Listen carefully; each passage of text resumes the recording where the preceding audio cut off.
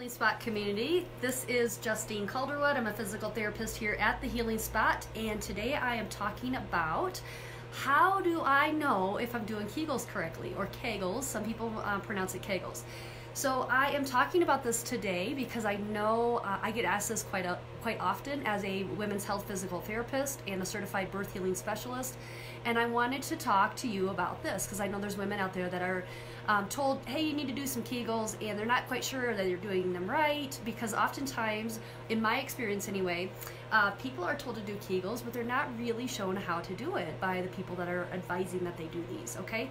So I wanted to start first by telling you this is what I help a lot of women with. I work and really specialize in helping pregnant and postpartum moms prepare for childbirth, but also recover completely from childbirth in the postpartum phase. And so that might be newly postpartum, they may have just had their baby, or I work with moms that have had babies lots and lots of years ago, okay? So I do want to tell you that that if you are doing Kegels for a specific reason, even if it's been years since, years that this has been going on, that you're trying to correct something, correct a problem, that the body is amazing and it can be healed regardless of how long it's been going on. So I always advocate for a conservative approach with physical therapy before resorting to, say, surgery, injections, and I also help people avoid pain medications, okay? So I just wanted to start by saying that. So first, why are you doing Kegels? Okay, you got to ask yourself that. What's going on that you have been advised to do Kegels, or you feel like you need to be doing Kegels, okay? So a lot of times people are addressing a specific issue because of pelvic floor weakness. So I have a female pelvis here, and basically the pelvic floor is the bottom of your pelvis. So this is the bony structure, your back is up here, and basically the bony pelvis is where you're sitting on those sits bones.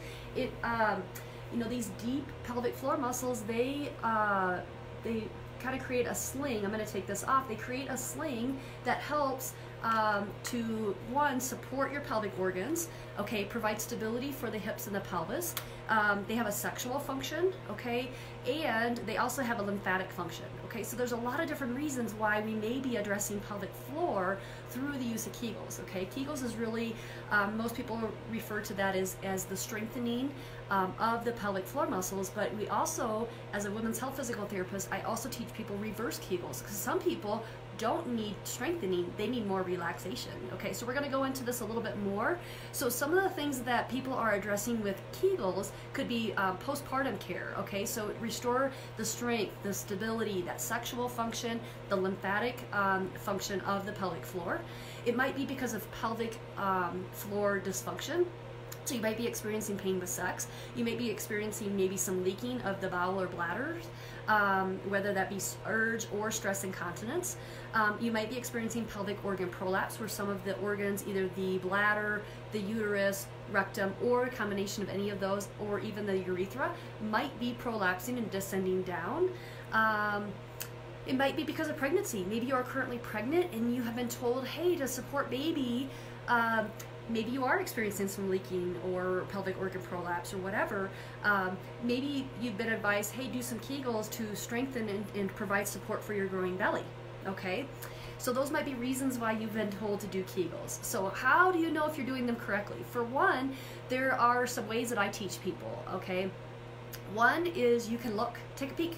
Okay, so you can get a mirror, you can recline back up against your headboard, maybe in the bathtub, and you can be obviously unclothed, and you can look at your pelvic floor and see from the outside if they're contracting. Okay, so I do this with my moms or women that I'm doing some women's health physical therapy with, and I actually, before I even do any kind of intravaginal work or internal work, I actually take a look, okay, and I look from the outside, because these superficial pelvic floor muscles, the anal sphincter muscles, the perineal body here, they extend all the way up into the clitoris.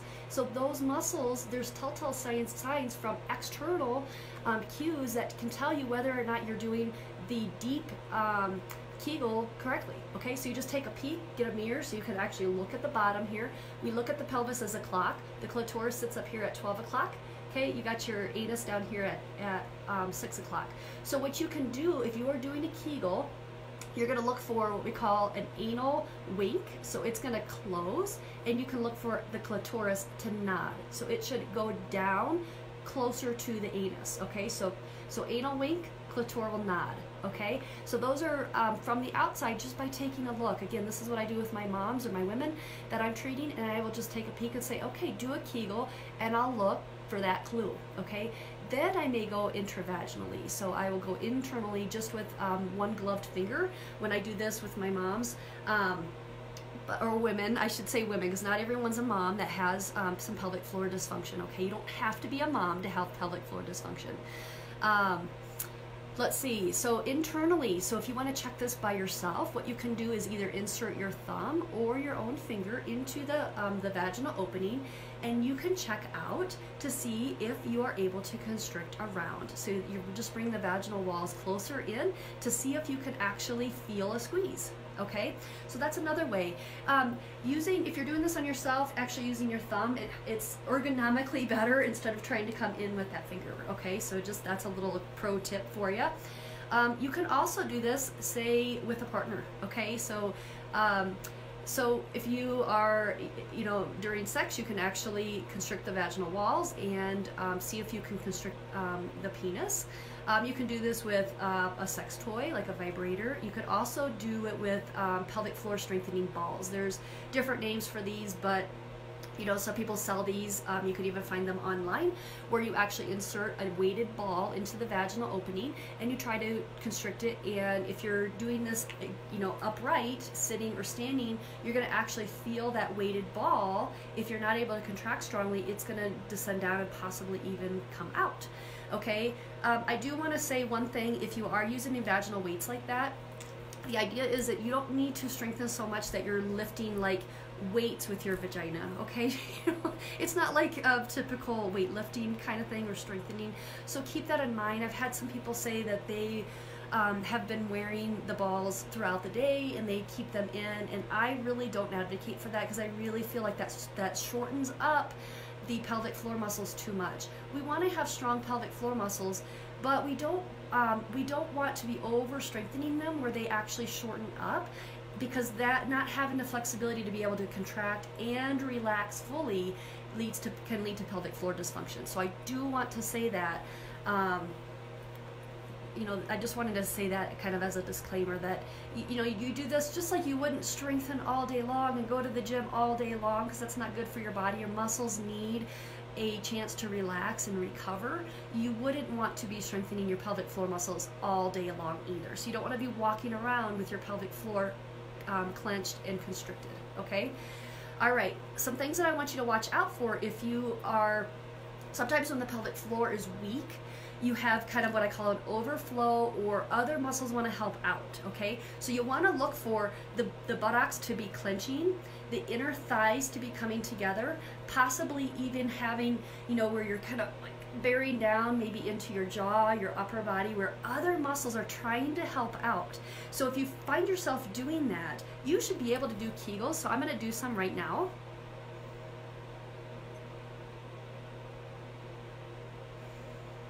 You should be able to do it without people really noticing what you're doing. It shouldn't be obvious for the typical bystander to know that you're actually contracting your pelvic floor muscles, okay? So if you are like bearing down and you're using all these extra muscles, you're likely not doing it correctly. We don't want to see a lot of that overflow, okay?